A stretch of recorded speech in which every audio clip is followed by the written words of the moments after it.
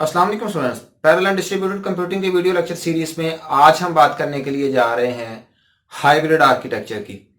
पिछले लेक्चर्स में हमने देखा कि शेयर्ड मेमोरी आर्किटेक्चर क्या होता है। शेयर्ड मेमोरी आर्किटेक्चर में सिंगल मेमोरी होती है।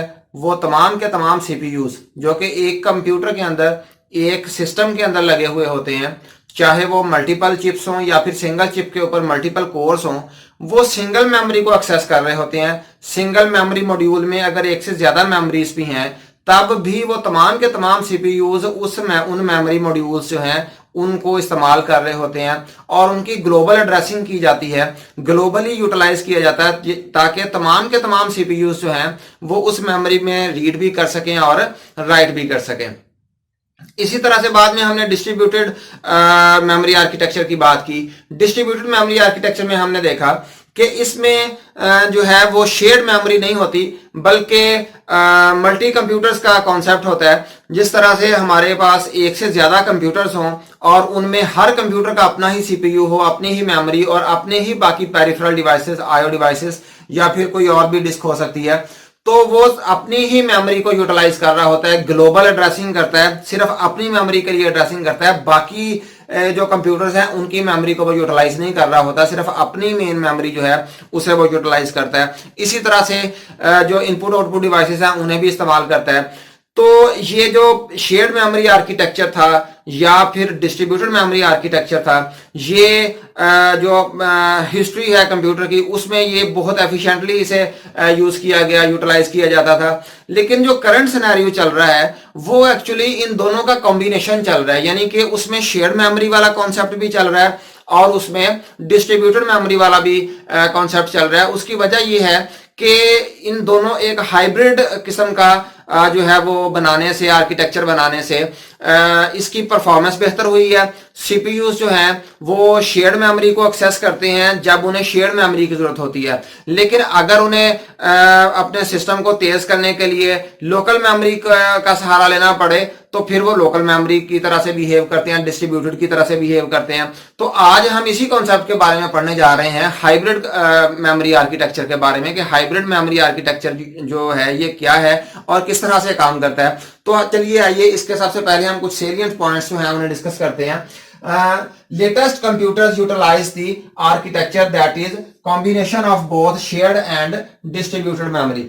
तो जो आजकल जो कंप्यूटर सिस्टम चल रहे हैं, जो बहुत ज्यादा फास्टनेस इसमें आई है, जो रैपिडनेस आ गई है कंप्यूटर्स के अंदर, वो इसी की बदौलत है कि जब जौन सा भी हमें आर्किटेक्चर रिक्वायर्ड हो हम उसे अडॉप्ट कर लेता है हमारा सिस्टम जो है, यानी कि उसमें शेयर्ड मेमोरी वाला आर्किटेक्चर भी चल रहा होता है और डिस्ट्रीब्यूटेड मेमोरी वाला आर्किटेक्चर भी चल रहा होता है। इसके बाद है the shared computers utilises cache coherent SMP, यानी कि shared memory processor computers and it uses a global address mechanism for addressing। तो ये शेयर्ड मेमोरी जो है उसमें कैशे कोहेरेंट होती है। कैशे जो है उसे उसकी स्टेट को सिंक्रोनाइज रखा जाता है ताकि तमाम के तमाम सीपीयू जो है वो उसे यूटिलाइज कर सकें और वहां पे इसे एज अ ग्लोबल मैकेनिज्म यानी कि उसकी ग्लोबल एड्रेसिंग की जाती है। शेयर्ड मेमोरी प्रोसेसर जो है इसमें ग्लोबल जो है वो एड्रेसिंग की जाती है ताकि तमाम के तमाम सीपीयू जो है वो उसे यूटिलाइज कर सकें। तो ये एसएमपीज जो हमारे पास बन जाते हैं इसके अंदर, इसमें multiple SMPs are formed to act as distributed because all SMPs are interconnected to each other utilizing distributed memory architecture. अच्छा, अब इसमें होता ये है कि डिफरेंट एसएमपीज बना लिए जाते हैं, डिफरेंट शेयर मेमोरी आर्किटेक्चर जो है हमारे पास जो है वो क्रिएट कर लिए जाते हैं और उनमें हर एक के अंदर ग्लोबल एड्रेसिंग कर ली जाती है। उसके बाद उन तमाम एसएमपीज को आपस में इंटरकनेक्ट कर दिया जाता है, बिल्कुल ऐसे ही जैसे हम डिस्ट्रीब्यूटेड कंप्यूटिंग के अंदर कंप्यूटर्स को आपस में इंटरलिंक कर देते हैं। इस तरह से डिफरेंट एसएमपीज को आपस में क्या कर दिया जाता है, कनेक्ट कर दिया जाता है ताकि वो डिस्ट्रीब्यूटेड कंप्यूटिंग की तरह से बिहेव करें। और फिर वहां पे जब हम बात करेंगे डिस्ट्रीब्यूटेड मैकेनिज्म में, वहां पे इसकी जो एड्रेसिंग भी की जाएगी वो भी कौन सी की जाएगी, वो भी लोकल मैकेनिज्म, जो लोकल एड्रेसिंग है वो की जाएगी। Each SMP has its own global address space but behave locally when all SMPs communicate with each other. तो जब हम एसएमपीज को आपस में कनेक्ट करेंगे तो उनकी एड्रेसिंग कौन सी, लोकल एड्रेसिंग के तौर पे एज बिहेव कर रहा होगा। क्योंकि हर एक अपनी करेगा। लेकिन अगर हम एसएमपी की इंटरनल की बात करें तो वहां पे हम देखेंगे कि ग्लोबल एड्रेसिंग उसकी हो रही है, क्योंकि तमाम के तमाम वो सेम एड्रेस स्पेस जो है वो इस्तेमाल कर रहे हैं। इसके बाद है it increases speed of computers and it has potential to continue manufacturing of computers this way. तो बात ये करने का मकसद ये है कि भाई अगर हम हाइब्रिड कंप्यूटर्स की बात करें तो हम देखते हैं कि इसमें पोटेंशियल ज्यादा है, काम करने का पोटेंशियल ज्यादा बिल्कुल वैसे ही है जैसे हम हाइब्रिड कंप्यूटर्स की वैसे बात कर लेते हैं कि जिसमें डिजिटल और एनालॉग दोनों की हम कैपेबिलिटीज उसमें डाल दें।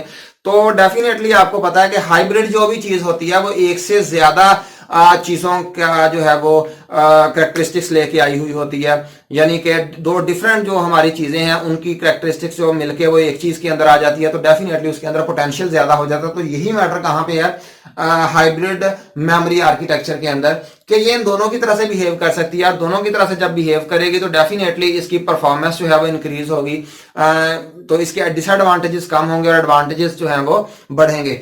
तो इन तीनों आर्किटेक्चर्स को हमने पढ़ा, शेयर्ड मेमोरी को पढ़ा जो कि हमारी स्ट्रांगली कपल्ड है, इसके बाद डिस्ट्रीब्यूटेड को पढ़ा जो लूजली कपल्ड है, और जो हाइब्रिड को पढ़ा जो कि दोनों का एक कॉम्बिनेशन है, जो लूजली कपल्ड वाली करैक्टरिस्टिक्स भी रखती है और स्ट्रांगली कपल्ड वाली करैक्टरिस्टिक्स भी रखती है। उम्मीद है कि आपको इन तमाम आर्किटेक्चर्स की समझ आई होगी। तो आज के लेक्चर के लिए इतना ही, इंशाल्लाह नेक्स्ट लेक्चर में किसी और टॉपिक को एक्सप्लोर करेंगे। तब तक के लिए अल्लाह हाफिज।